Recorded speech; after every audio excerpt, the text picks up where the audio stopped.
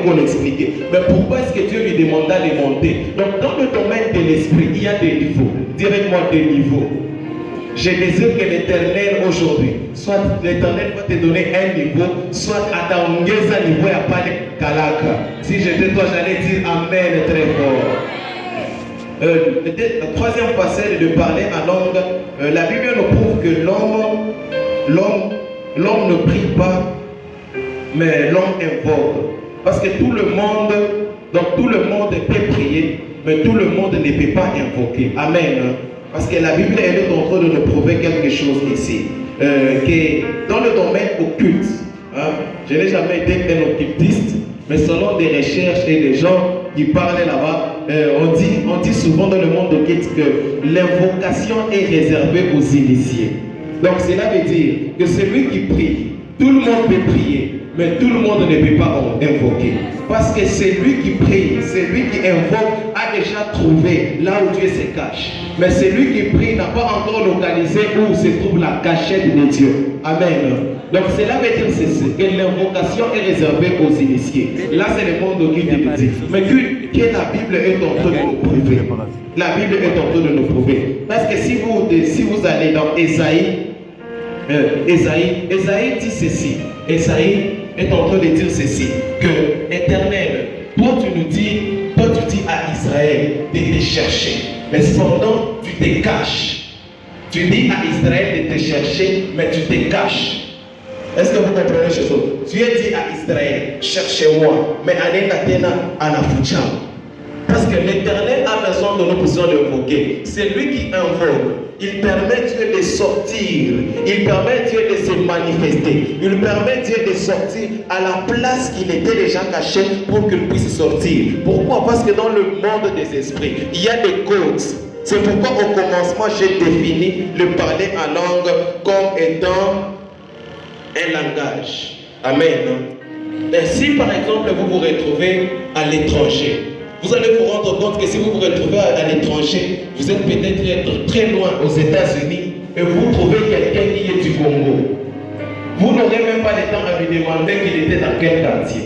Vous n'aurez même pas le temps à lui demander qu'il est de telle tribu. Lorsque vous vous retrouvez, je retrouve mon frère, directement on est devenus frères. Pourquoi? Parce que Tchambo Nietzsche, avant le Congo, Nietzsche on a souvent mon Swahili là et vous vous sentez à l'aise. Pourquoi? Parce que dans le domaine de l'esprit, il y a des langages et des codes. Quand nous nous retrouvons dans l'univers de parler en langue, facilement nous pouvons dire que l'esprit là est en train d'agir là. Nous permettons que Dieu, même là qu'il était déjà caché, qu'il puisse se sortir. Parce que la Bible est en train de nous dire que invoquez-moi, je vous. Là, nous allons commencer à rebondir à la Bible. La troisième ou la dernière facette, même de l'univers de parler en langue que je voulais partager avec vous. Et le parler en langue est un mystère. Est-ce que tu peux dire avec moi un mystère?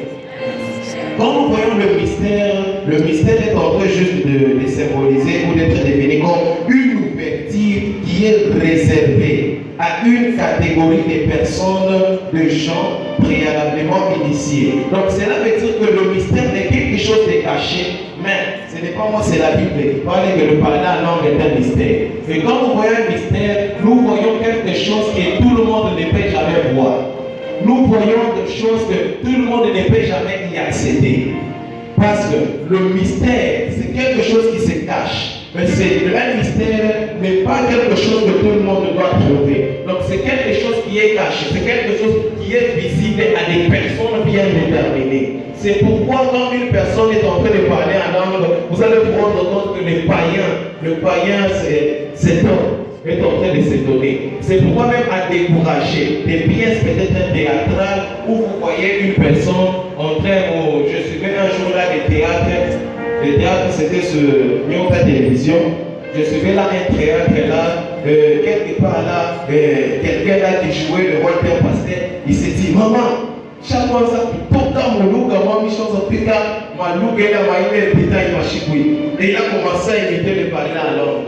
Pour les gens que je suivais avec eux, mais moi, comme je suis pourquoi? Parce que j'avais eu de la médecine. Le parler en langue est un mystère, c'est quelque chose de sacré. Ce n'est pas quelque chose que vous êtes en train de jouer là, que tu te mets à imiter seulement comme ça, cet homme-là, seulement à imiter l'homme jeté. Amen. Retiens à partir d'aujourd'hui que de parler en langue est un mystère. Est-ce que tu peux dire que de parler en langue est un mystère? Que de parler en langue est un mystère. Ok. Est-ce que vous pouvez acclamer en votre l'opposition avancée? Nous étions en train de parler de l'invocation. Nous avons dit qu'une personne qui invoque, il est déjà dans la famille. Amen. Parce que si vous suivez le film à caractère magique, vous prenez le film peut-être de Merlin, La légende du sorcier, vous allez vous rendre compte que le personne là-bas, quand il commence à faire des invocations, il est en train de parler des choses bien calculées. C'est des choses de paramètres, des phrases et des mots que si tu t'es trompé par qui moyen, c'est que tu invoques à Misapachika. Vous allez être en train de parler là, et la chaise se transforme, il n'a pas vraiment de cure là. Qu'est-ce qui a fait que cette chose puisse se transformer? Parce qu'il a invoqué. J'ai dit ceci, que le parler en langue relie le monde de l'homme avec le monde de Dieu à laquelle il appartient. Pour dire, même le démon peut parler en langue, les occultistes parlent en langue. Un jour là, je me suis croisé avec le groupe de cette religion qu'on appelle Postolo. Et lorsque j'étais passé